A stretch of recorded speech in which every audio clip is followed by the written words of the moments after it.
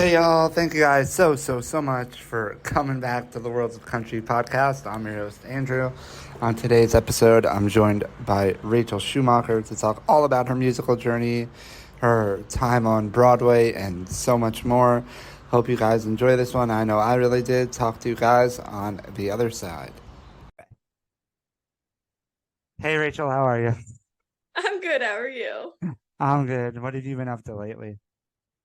Well, I just had a write this morning. Been doing a lot of that, a lot of singing on Broadway, a lot of I got a new dog, so a lot of taking care of my new dog.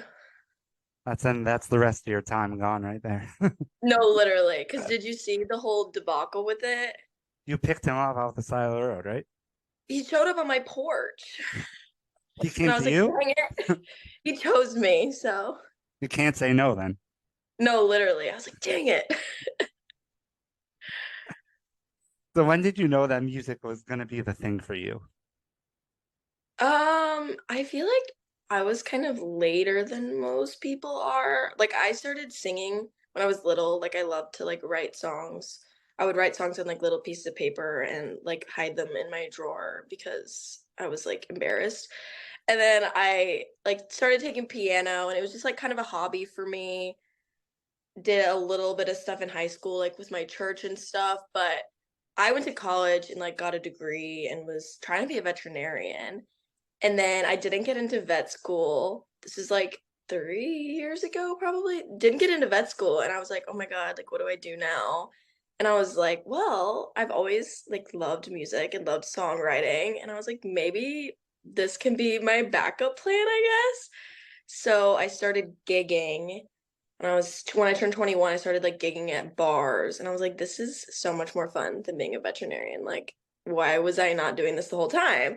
So then I finished out college and then I was like, yep, I'm doing music full time. And then I just like dove all in right after that. That was kind of a long answer. So I don't know the question was, when did I know? I probably like 21 or 22. So Yeah. I was late. Yeah, at least I'm tired of the stories where someone goes, I was singing before I was talking, and that they knew Yeah, no, basically I in their mother's wish. womb, they knew they were gonna I be a wish that was singer. me.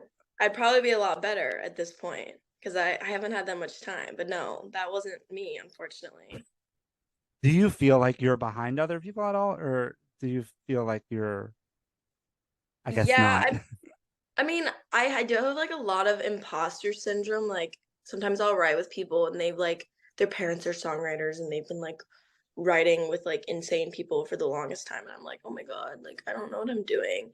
But I don't feel like I'm behind too much because I'll also like I don't know if this is like mean to say, but sometimes I'll like be like playing like singing and playing with somebody and like somebody that's been like playing their whole life. I'm like, they're not very good. So I'm like, maybe I learned fast. I don't know if that's mean to say, but it's the truth. This is why I shouldn't do interviews. I mean, it's a lot better than the regular answers there. I like this. So sometimes I do feel behind, and sometimes I'm like, oh, I'm doing good. Maybe I'm ahead actually. Yeah, I don't know. But I mean, it took a lot of practice, like a lot of sitting on YouTube and like trying to figure it out. And now I take voice lessons. So that helps a lot too. So when did you know that Nashville was where you wanted to be? I came for my 21st birthday. That's so basic, but I came for my 21st birthday and I was like, that seems like the most fun city ever. And like obviously all the country music's here. So like I kind of already knew that I would love it. But then once I came and I saw everybody else doing the thing, I was like, yes, Nashville, absolutely. Not that there's a lot of really cities you could do this in. I guess No. maybe LA. I don't want to live in LA. So what were your first few months in town like? Um, a lot of going out. Like I didn't know anybody really, and I didn't know how to meet people other than like going out to like writers rounds and stuff. So I would just like sometimes go places literally by Oh. myself and like try to meet people. And then I started playing on Broadway, so it was mostly just like gigging during the day and then going out at night. It was kind of exhausting, but also really fun. It sounds like there's absolutely no sleep going on in that. No, oh my God, my sleep schedule was horrible because I'd also play at like 11 a.m., but I'd like close the bar down at Red Door, which I did last night also. So I guess not a whole lot has changed in the time that I've lived here. So how did you get your first gig on Broadway? I DM'd Casa Rosa on Instagram. Like, I didn't know how people got gigs here, so I just messaged them and I was like, hey, I'd love to play here sometime. And then they gave me a contact for like who does the booking at all the bars I play at now. And they hired me like the next day. So I really lucked out because I know that does not happen to a lot of people, but I think I just sent an email at the right time when they were hiring. So yeah. And then you just basically repeated that process for everywhere else, or Yeah, I mean, once like I got my foot in the door, it was like kind of easy to like get other bars too because it's like a little community of Broadway musicians and we'll all be like if I'm sick or whatever, I'll send my texts out and be like, "Hey, can someone cover me?" And people just started sending them to me and then once you like play there once, it's a lot easier to be like invited back. So that's just kind of how I did it. so do you have a favorite bar that you play or a least favorite? We don't have to go there if you want to. I feel like I'll get in trouble if I say my least favorite bar, but I'll tell you my favorite bar is probably Jason Aldean's, just A because it's lot of always people crowded say that. there. Yeah, it's just always crowded. Like I go where the money is, and there's a lot of money there. So, What's your favorite part about playing on Broadway, and then your least favorite part about playing on Broadway? well, definitely my least favorite is when you're playing to literally nobody. When you're playing like a weird weekday shift and there's nobody there, and you're just like, okay, this is awkward, serenading the bartenders. But favorite thing is probably just like people watching. You just see the most insane You things. see crazy things. Yes, I love it. Like it's never a boring day, ever. Even if it is pretty dead in there, there was probably something weird that happened. So do you have like a weirdest story from Broadway or My weirdest story is like kind of sad, but somebody died like what? literally like 10 feet in front of me. Like I like not laughing, it's sad, but I smile when I'm uncomfortable. But somebody literally had a heart attack during one of my gigs and like dropped dead onto the floor and they like carried her out and everything. Did you keep playing after that? We stopped for like 15 minutes and then they were just like, okay, like you guys ready to get going? Like it was just like another day for them. And I was like, did nobody just like, I was like crying. I was like, did nobody just witness this woman literally die? But I guess it happens a lot. Like apparently it's not super uncommon for people to die in the bars downtown. I mean, I guess with alcohol, it's not that crazy of a thought. Yeah, I mean, you've got like alcohol, drugs. A lot of old people, honestly, are on Yeah, Broadway, especially during the day. yeah. Like, you gotta die somewhere, I guess. So on the flip side of Broadway, you're also doing your own thing as your own artist. How did you sort of get your start in that side of the world? That one was like harder for me. Because I still feel like I'm figuring it out to this day, but I just started going to the writers' rounds and like talking to the people running them or messaging them on Instagram. Sometimes they would have like booking forms that I'd fill out, but also sometimes you fill them out and they don't answer you. So it's better to go in person and find them. So I started doing the writers' rounds, and then like that's how I'd meet people I'd write with. And then, yeah, I mean, honestly, that's like all I really do. I mean, obviously, I record my own stuff. I found my producer through a mutual friend. But like, yeah, I honestly am still trying to figure out the whole artist situation. It's a lot harder than the Broadway scene, I feel like. So how do you sort of find the balance between those two sides of things? Still trying to figure that out too, because I'm horrible at it. Like I'm addicted to Broadway because it's where I make my money, and I'm like, oh, I can go downtown and play, or I could write a song today. And I always choose going downtown when I should be writing, but I'm getting better at it. Like this month, I like have significantly less Broadway gigs, and I have a lot more writes than I normally do. Like I have a couple this week. I had one this morning, even though we didn't finish our song because we got sidetracked. But I'm gonna finish it tonight. Yeah, it's difficult to balance all of it. So, how would you describe your musical style for people out there who maybe haven't heard you before?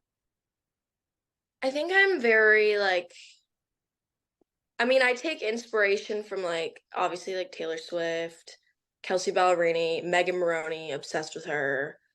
Very like it's poppy country, it's pop girl country, but I still like to put the steel and the fiddle in there and keep the like traditional country instruments, but like make it a little more modern. Yeah.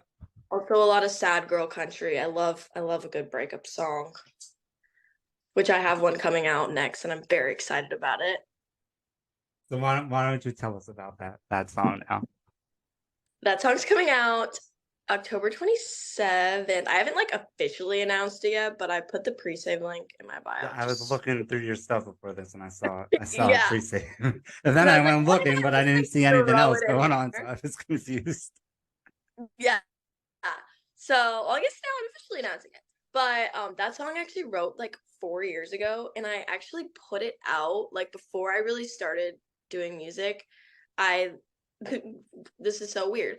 My ex-boyfriend produced it for me. He was like just starting getting into producer. That's not who the song's about. It's about a different ex-boyfriend, but like Is this the still Venmo guy or no? no, this is a different different ex-boyfriend. There's several.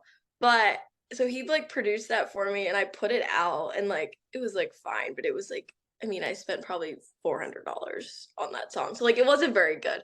But I always loved the song. So then I took it down and I was like, I'm gonna re-record that like the Nashville way and get like a legit producer. No offense to my ex-boyfriend, but like he was like just learning and I had no idea what I was doing either. So we're redoing it and we're putting it back out and I'm super excited about it because I've just been like it's been sitting in my list of songs forever and now it's finally coming out. So when you write a song, do you sort of know right away that it's a song you're in love with, or do you sort of let it marinate a little bit and then come back to them? I definitely normally let them marinate like my Keep It in Your Pants song. I wrote that so long ago and like forgot about it because I wrote it as a joke. I was like, I'm not gonna put out a song called Keep It in Your Pants. But I guess I did.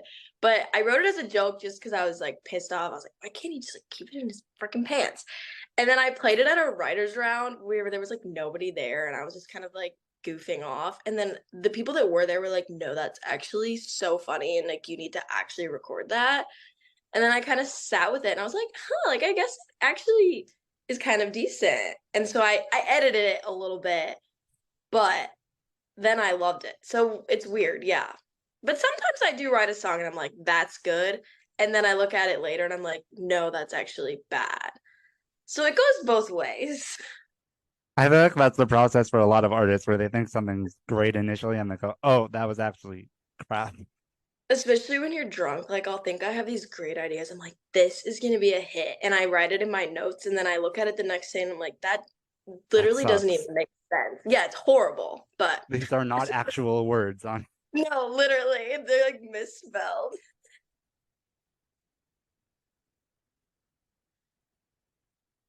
So what's sort of your big goal 5 years from now? I really want to play the Opry, like real bad, which I think we're kind of a ways away from that at this point. But girl can dream. But it's 5 years from now. We got a lot of time for that. A lot could change. Yeah. I don't know, honestly. Like, I'm very like live in the moment. I have like little goals. Like, I really wanted to play the listening room, but then I did that. And I really wanted to play well, I do want to play the Bluebird, but I'll probably just go do an open mic there or something because that still counts. I like to keep the goals small so then I don't get like depressed and be like, what am I even like the Opry is a very large goal. Like it's not gonna be achieved in the next 6 months, unfortunately, unless something drastically changes from now. But yeah. Yeah. It's sort of like when I make like a to-do list and something like that, I will put stuff that I already did and Yeah. just cross them So you off. can you're like shower. Done. Yeah. We'll do again if I have to, but done.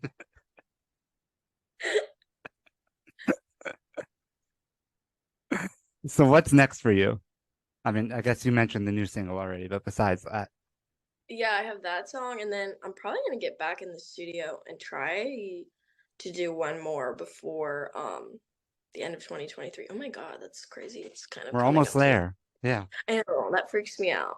I'm doing a little bit more like road shows. I don't know if you'd call that, some people call it touring. I wouldn't say I'm touring, but like I'm going to play some places in other states. So I'm excited about that because I've never really done that. I've only played in Missouri, my home state, and Tennessee. So I'm excited to go play in like different parts of the country and see other parts of the country and see if I've got fans over there. 'Cause who knows? But it'll be fun. We got a little white pedophile van. We're gonna stick the band in there, travel the world, maybe offer kids free candy. Then you started stage fright. Mine was never like too bad because I grew up doing dance, so like I think that really helped with like I was used to being in front of an audience, but I still do like I played the listening room probably like a month ago and like I my hand was shaking before we walked out. I was like, what is happening? Like this is a smaller crowd than I normally play to. But I think because it was my own stuff, I was a lot more worried that people like weren't gonna like it because like it's easy to sing Carrie Underwood to drunk people like they don't even if you mess up they don't care They but don't know. yeah no they have no idea what's even going on but like singing your own stuff and like being vulnerable in that way is like a little more scary than It's just another level for sure. yes yeah but it's not too bad like I know people have it a lot worse than me so I'm blessed. So I want to do a little like rapid fire with you before I let you go. If that's cool with you. That's Someone cool with tells me me. this is gonna go off the rails at some point. I know I'm like scared. I'm horrible. I never think before I speak so like It's perfect. Pancakes or waffles? pancakes. If you could only eat one thing the rest of your life, what would it be? Sushi.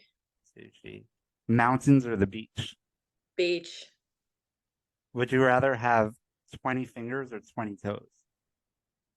I'd say fingers because then I could probably play guitar better. That's the reasoning everyone gives, actually. Really? It's the most I don't like musician toes. answer. Toes are weird. I know I don't need any more toes. Where was I? Dream venue. I guess you said the Opry earlier, but if there's Yeah, another probably one, probably the Opry. I'm sure everybody says Red Rocks, but like yeah, Red Rocks is Red really cool. Rock. There's that new one in Vegas though. What's that? Do you know what I'm talking about? No, I literally just saw it on Instagram like yesterday. I don't know what it's called, but it was like weird. Like, oh my God, I don't know if this counts, but I want to have a Vegas residency before I die. I don't know if that's really like a venue, but I want to do that. dream collaborator, dead or alive. Ooh, maybe Dolly. Good one. I feel like that's a basic answer, but like I mean, it's you're Dolly. that's a safe answer. Yeah, Yeah, the first safe answer you've given. I know for real. Finally. If I had like a manager or a PR person, they'd be like, Rachel, They'd shut have up. cut you off, man. No, I know. Favorite song to sing on Broadway. Ooh, that's hard because sometimes I love a song and then I oversing it and then I like start to hate to sing it. Um, right now, it's probably Tennessee Orange because everybody just goes nuts for it. But And it'll least probably change. I'll probably get sick of it in sick like of a it. week, honestly, and then I'll have a new answer. The least favorite song to sing on Broadway. Uh, Probably Fancy by Reba. Not because I don't like the song, just because I sound horrible singing it and it stresses me out. And like everybody knows that song, so if I mess it up, they know that I mess it up. If you could only listen to three artists the rest of your life, who would they be? Kelsey Ballerini, Megan Maroney. Oh my God, this is hard. I'm gonna go Dolly again. Can't go wrong. Yeah, you can't throw her in the last answer, then not put her here. I know, right? She'd be pissed. She's definitely. I'm gonna send her. I'm gonna send Send her her the episode. this. I need her. I need Cancel her my opinion. dog. Thank you so much again for taking the time for this.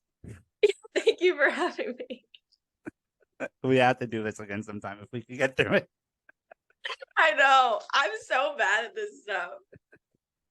I don't know how people do this. I could never be on like Good Morning America. I'd say some dumb shit. They would be censored the entire. No, literally, I'd probably get canceled like on accident for like just like saying something like that I literally did not mean. You never shut your mic. It would be Literally, I'm in the wrong career. Oh my gosh. Well, let me shut this before I forget.